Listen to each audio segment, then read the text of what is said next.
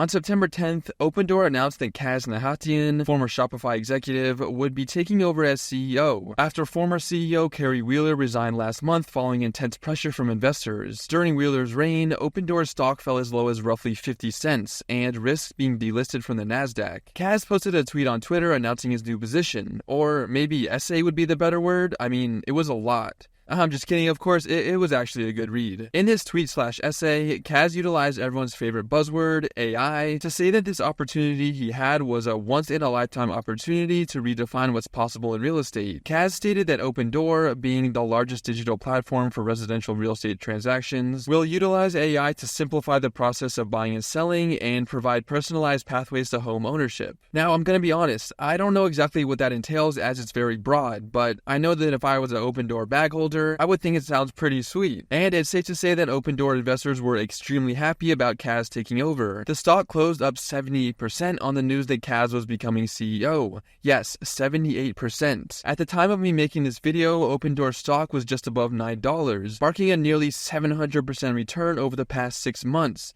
That is insane. That's what I'm talking about! That's why he's the MVP! That's why he's the GOAT! The GOAT! A big reason Opendoor investors are extremely happy to see Kaz take over is because his compensation will be entirely tied to the stock performance. His base salary will only be $1, but he could be awarded up to 40.9 million shares of the company's stock if the share price hits a number of targets. The highest target being $33, which would award Kaz the maximum 40.9 million shares. This would be a total compensation of $2.78 billion, and would also result in Kaz owning 11.6% of the company. So, in simple terms, the better the stock performs, the more Kaz gets paid. On the other hand though, if Opendoor isn't able to turn it around under Kaz, then Kaz would essentially be working for free for a number of years. Although he's been a founder and senior executive at various companies such as Facebook and Shopify, so I think he'll be fine regardless. Keith Rabois, one of the original co-founders of Opendoor, also rejoined the company as the chair of the board of directors. Rabois wasted no time stating that the company is bloated and that they would need to cut 85% of their workforce. There's 1,400 employees at Opendoor, Rabois said. I don't know what most of them do. We don't need more than 200 of them.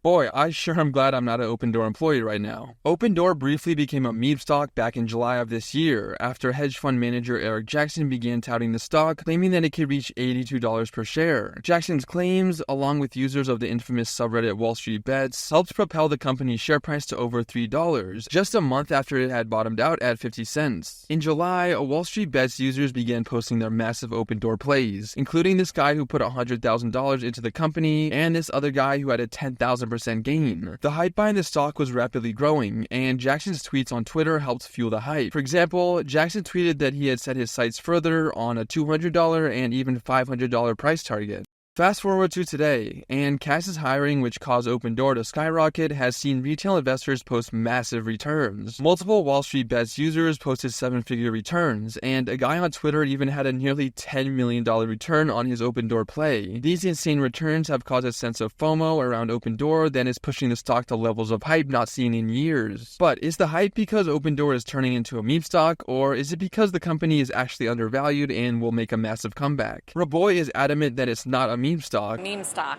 I mean, it's up 1,500%. It's not a meme stock. This is not a meme stock. However, whether he is right or not, only time will tell. Like the video if you enjoyed, and don't forget to subscribe to stay up to date on all things business, finance, and technology.